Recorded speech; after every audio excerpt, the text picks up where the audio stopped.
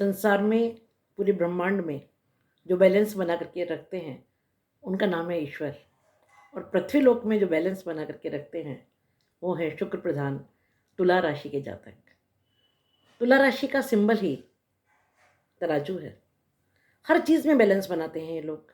कला प्रेमी, सौंदर्य प्रेमी, नृत्य संगीत के पारखी, उसमें बहुत एक्सपर्ट, लिटरेचर, पॉलिटिक्स, हर चीज़ में बढ़ चढ़ कर आगे भाग लेने वाले, राज्य कार्यों में निपुण, हर किसी को अपना बना लेने वाले। इनकी पर्सनालिटी, इनका ऑरा ही ऐसा होता है कि अगर ये किसी से मुस्कुरा करके एक बार बात कर लें तो वो आपका अपना हो जाता है। आर्टिकुलेशन, प्रेजेंटेशन, किसी चीज़ को कहाँ कैसे प्रेजेंट करना है, सबसे बड़े डिप्लोमेट्स तुला राशि वाले होते हैं।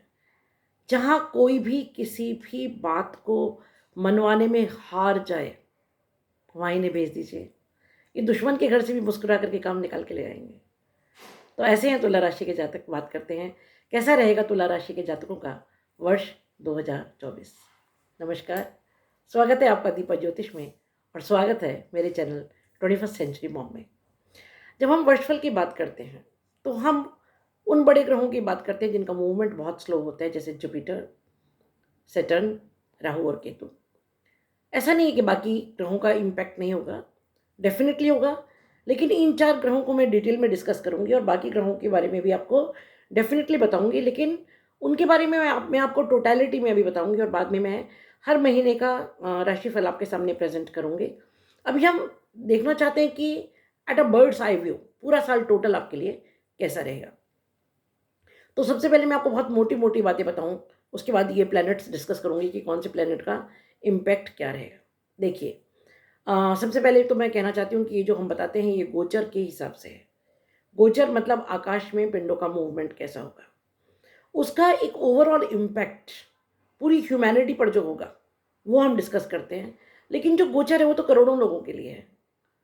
इसका एक्यूरेट इम्पैक्ट कैसा रहेगा आप पर, ये आपके जन्म लग्न या आपकी जन्म कुंडली पर निर्धारित है, उस पर निर्भर करेगा। क्योंकि अगर आपकी जन्म कुंडली में ग्रहों की परिस्थितियां अच्छी हैं, अच्छी जगह प्लेसमेंट है, अच्छी उन पर दृष्टि है, आपकी महादशा या अंतर्दशा अच्छी चल रही है, तो इनके रिजल्ट्स बहुत अच्छे मिलेंगे। लेकिन अगर अच्छी स्थिति ग्रहों की नहीं भी है या आपकी महादशा या अंतर्दशा बहुत अच्छी नहीं भी चल रही है, तो भी इसके मीडियोकर रिजल्ट्स तो आपको मिलेंगे। तो बात करते हैं आपके जुपिटर से, यानी कि गुरुदेव बृहस्पति से। बृहस्पति आपके 7th हाउस में विराजमान है, जो कि आपका लाइफ पार्टनर का घर है, बिजनेस पार्टनर का घर है, आपकी साझेदारी का घर है। इन परिस्थितियों में आपके लाइफ पार्टनर के साथ रिलेशंस बहुत अच्छे बनेंगे, नए बिजनेस रिलेशंस बनेंगे, आप नई बिजनेस रिलेशनशिप्स क्रिएट करेंगे। और जो आपके लाइफ पार्टनर है वो भी और जो बिजनेस पार्टनर है वो भी बहुत ऑनेस्टली आपका साथ देंगे, बड़े अच्छे आपके सामने प्रपोजल्स रखेंगे, विचार रखेंगे और बहुत ईमानदारी के साथ इस बिज़नेस को आगे बढ़ाएंगे। या आपके लाइफ पार्टनर आपके लिए बहुत अच्छा कुछ करेंगे। बात करते हैं जुपिटर की दृष्टियों की, तो 5वीं दृष्टि आपके लाभ भाव पर है, इच्छा पूर्ति भाव पर है। तो जब गुरु की दृष्टि 5वीं इच्छा पूर्ति पर हो, तो जो इच्छाएं बहुत समय से, बहुत सालों से आपकी थी कि मेरी लाइफ में ऐसा हो जाए, मेरे बच्चों का ऐसा हो जाए, मेरा जॉब ऐसा हो, करियर ऐसा हो, मेरे पास ऐसा घर हो, ऐसा वाहन हो, वो इच्छा पूर्ति इस समय आपकी होगी। बात करते हैं 7वीं दृष्टि की। 7वीं दृष्टि क्योंकि आपके 1st हाउस पर, जो कि हमारा अपना सेल्फ का घर है, तो आपका आध्यात्मिक उत्थान होगा, आपके विचार बहुत पवित्र होंगे, आप कुछ एजुकेशन में अच्छा करेंगे, आप के संतान का एक अपलिफ्टमेंट होगा किसी भी फील्ड में। वो जॉब में है तो, वो अगर स्टडी कर रहे हैं तो, वो शादी के लायक हैं तो, या वो कोई प्रॉपर्टी खरीदें, उनका टोटल अपलिफ्टमेंट, उनकी एजुकेशन हायर होगी, उनकी लाइफ अच्छी होगी और आपका अपना खुद का एक आध्यात्मिक उत्थान होगा। आप as a broader personality, as a broader spectrum में अपने आप को प्रेजेंट कर पाएंगे। अपने खुद के कैरेक्टर के, अपने खुद के पर्सनैलिटी के ऐसे एस्पेक्ट्स जिन्हें आप अभी तक नहीं जानते थे, वो आपके सामने आएंगे and you will emerge as a great person. बात करते हैं जुपिटर की 9वीं दृष्टि की, तो क्योंकि 3rd हाउस पर है, जहाँ धनु राशि है, जो कि बृहस्पति की खुद की राशि है ना। धनु 9th हाउस होता है कुंडली में, कालपुरुष की कुंडली में, जो कि भाग्य भाव का स्वामी है। तो आपके जो 3rd हाउस से रिलेटेड चीज़ें हैं, आपके छोटे बहन भाई, आपके पड़ोसी, उनको भाग्योदय होगा और छोटी यात्राओं से आपको लाभ मिलेगा। बात करते हैं राहु की, तो राहु आपके 6th हाउस में शत्रु हंता योग बना करके बैठे हुए हैं। बहुत सुंदर स्थिति है। पूरा साल खूब शत्रु बनेंगे, बहुत सारे षड्यंत्र चलेंगे आपके खिलाफ, लेकिन आप उन शत्रुओं से पराजित नहीं होंगे। शत्रुओं का विनाश आप अपनी आंख से होते हुए देखेंगे, क्योंकि छठा घर आपके रोग, ऋण और शत्रु का घर है। तो कोई ऋण आपका बहुत समय से था जो जिसे आप चुका नहीं पाए थे, तो वो पूरा होगा। और नया ऋण अगर आप लेना चाहते हैं तो आपको बहुत ईजीली झटके में मिल जाएगा। कोई बड़ी बीमारी, पुरानी बीमारी आपकी थी जिससे कि आपको लगता था इससे तो अभी कभी निजात नहीं मिलेगी, उससे धीरे धीरे आप बाहर आएंगे। मोटापे से आपको मुक्ति मिलेगी, पुरानी बीमारियों से मुक्ति मिलेगी, स्वास्थ्य आपका बहुत अच्छा रहेगा। बात करते हैं राहु की दृष्टियों की, तो राहु की 5वीं दृष्टि क्योंकि 10th हाउस पर है, तो 10th हाउस में राहु का होना या 10th हाउस पर दृष्टि होना बहुत अच्छा मानते हैं। कर्म के क्षेत्र में आप अपने आप को एस्टेब्लिश कर पाएंगे। एक ऐसा नया काम, नया बिजनेस, नया जॉब, नया प्रोजेक्ट, नए एक्सपेरिमेंट्स आप करेंगे जिसमें आप सक्सेसफुल होंगे। राज्य से आपको लाभ होगा, पिता से लाभ होगा, और आप अपनी पैतृक संपत्ति की ओर बढ़ेंगे और अपने पैतृक संपत्ति से भी आपको बेनिफिट मिलेगा। और सिर्फ इतना ही नहीं है, आपके जो ड्रीम्स थे कर्म से रिलेटेड, वो इस समय पूरे होंगे। राहु की 7वीं दृष्टि क्योंकि आपके 12वें घर पर है, तो विदेशियों से लाभ होगा, विदेश से आपके संबंध बनेंगे। एक्सपोर्ट से रिलेटेड, इंपोर्ट से रिलेटेड आप कोई काम करना चाहते हैं, उसमें आपको बेनिफिट मिलेगा। और आपका सोल का अपलिफ्टमेंट होगा, क्योंकि वहाँ केतु है। केतु 12वें घर में मोक्ष प्रदान करता है, आपको आध्यात्मिकता की तरफ लेकर के जाएगा।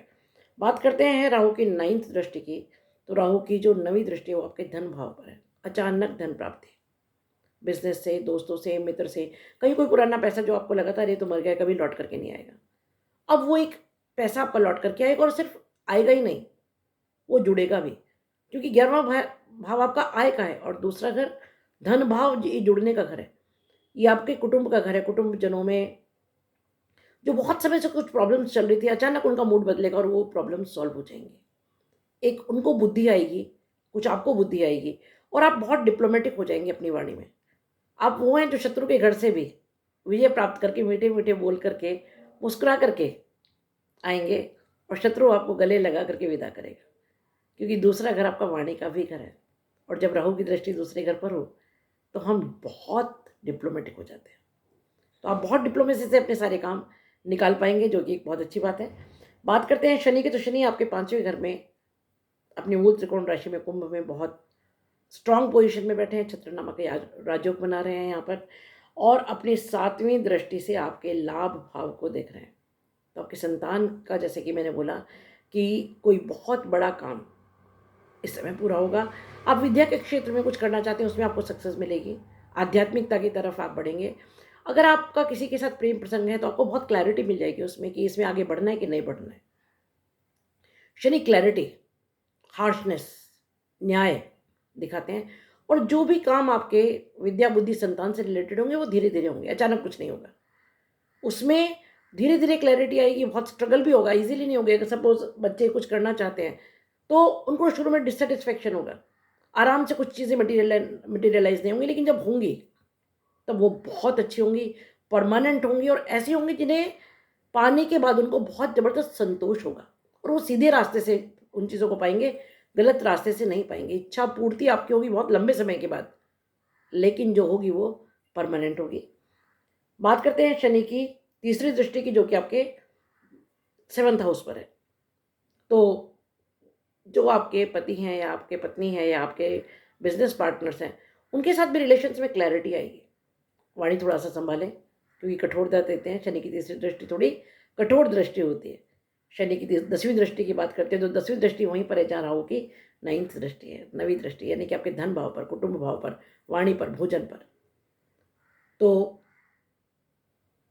कुटुंब में, जैसा कि मैंने कहा, कि वापस से यूनिटी आएगी। सिर्फ इतना ही नहीं होगा, धन जो भी आएगा वो जुड़ेगा। आप कोई भूमि खरीद सकते हैं, नई भवन खरीद सकते हैं, वाहन खरीद सकते हैं।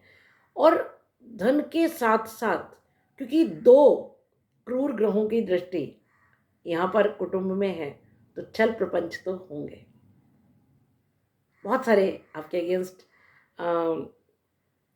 प्लॉटिंग होगी, बहुत सारे षड्यंत्र होंगे, लेकिन आप उससे बच करके बहुत आराम से बाहर निकल आएंगे, क्योंकि राहु आपको छल बुद्धि देंगे, आपको डिप्लोमेसी देंगे और आप उससे बाहर निकल पाएंगे बहुत अच्छी तरह। खान पान का विशेष ख्याल रखिएगा, क्योंकि राहु की दृष्टि जब 9th हाउस पर होती है तो राहु मदिरा पान मांसाहारी बनाता है, या ऐसी कोई चीज़ें जो आपके स्वास्थ्य को नुकसान करेंगी। तो खाने का विशेष ख्याल रखिए, संभाल करके रखिए अपनी स्वाद ग्रंथियों को। उन्हें कहिए बाद में निपटेंगे, अभी नहीं। बात करते हैं केतु की, तो केतु आपके 12th हाउस में है, अध्यात्म की तरफ लेकर के जाएंगे आपको।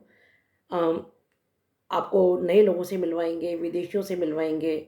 और केतु अचानक के कारण है, अचानक बहुत सारी चीज़ें आपकी लाइफ में होंगी, अचानक ऐसे नए लोग आपकी लाइफ में आएंगे जो बहुत कुछ आपको दे जाएंगे, बहुत कुछ आपके लिए कर जाएंगे। लंबी यात्राएं डेफिनेटली होंगी, उन यात्राओं से लाभ होगा। अब मैं बात करती हूँ बाकी ग्रहों की, सूर्य, बुध, शुक्र और मंगल, उनके इम्पैक्ट्स कैसे रहेंगे, तो उसके बारे में एक ओवरऑल डिस्कशन मैं करूँगी। देखिए, ये साल बहुत स्ट्रगल से भरपूर रहेगा, लेकिन बिना मेहनत किए ज़िंदगी में कुछ मिलता कहाँ है। पर एक मज़े की बात यह है कि आप अपने आप को बहुत स्ट्रांगली, बहुत ही स्ट्रांगली एक पटल पर, एक प्लेटफॉर्म पर, एक स्टेज पर इस तरह एस्टेब्लिश कर पाएंगे कि जैसा आप कभी नहीं कर पाए थे। ऐसा मान लीजिए कि ज़िंदगी भर के ज्ञान को और तजुर्बे को, जितना भी आपने सीखा है, आप इस समय अपनी परफॉर्मेंस में, अपनी पर्सनैलिटी में एडअप करके अपने आप को लोगों को प्रूव कर पाएंगे। और सबसे बड़ी बात क्या है कि आपने हमेशा दूसरों के लिए किया है, इस साल आप खुद के लिए करेंगे। मैं इसको स्वार्थी होना नहीं कहती हूँ, आप दूसरों के लिए कीजिए वो तो ठीक है, लेकिन आज इस शरीर से ही आप किसी के लिए कुछ करेंगे ना, तो आप अपनी ब्यूटी पर, अपनी एजुकेशन पर, अपनी ग्रोथ पर, हो सकता है आप कुछ नए कोर्सेज करें। आप अपने वॉक को लेकर के, एक्सरसाइज को लेकर के, अपने ड्रेसेस को लेकर के, या फिर लोगों के साथ आपके जिस तरह का इंटरेक्शन है उसको लेकर के बहुत नयापन होगा आपकी पर्सनैलिटी में। आपका aura will shine up like anything. आप एक नई आकृति, अपनी एक नया, अपना प्रभुत्व, अपना एक नया ऐसा रूप देखेंगे जो आप अभी तक नहीं देख पाए थे। बाकी लोग भी देखेंगे उसको, और आप अपने आप को ज़बरदस्त ढंग से प्रूव करेंगे। सबसे बड़ी बात है स्टेबिलिटी आएगी लाइफ में। आप बहुत समय से इधर से उधर, उधर से इधर डोल रहे हैं, आपको समझ नहीं आ रहा है कि मेरा अल्टीमेट गोल ऑफ लाइफ क्या है, मुझे फाइनली करना क्या है, या मैं आखिर कहाँ टिकूँ।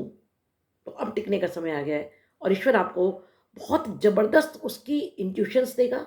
आप हेल्पिंग रहेंगे लोगों के लिए, खुद के लिए करेंगे लेकिन दूसरों के लिए फिर भी करेंगे। और संतान के लिए बहुत अच्छा समय है। यदि आपके संतान के कोई काम रुके हुए हैं तो इस समय बहुत ज़बरदस्त तरीके से वो पूरे होंगे, और आपको इस साल एक सबसे बड़ी चीज़ जो होगी वो होगा एक संतोष की प्राप्ति, सेटिस्फेक्शन में होगा। क्यों? क्योंकि कुल मिलाकर के ग्रहों की स्थिति आपको इस साल बहुत बड़े अचीवमेंट्स देने वाले हैं। अगर मैं कहूँ कि this will be a golden year तो वो कम है। I will say this will be a diamond year for you. Wish you all the best. Stay happy, stay blessed. अगर आपको मेरा वीडियो पसंद आया है तो लाइक कीजिए, शेयर कीजिए और सब्सक्राइब करना मत भूलिए। Love you guys. Stay happy, stay blessed.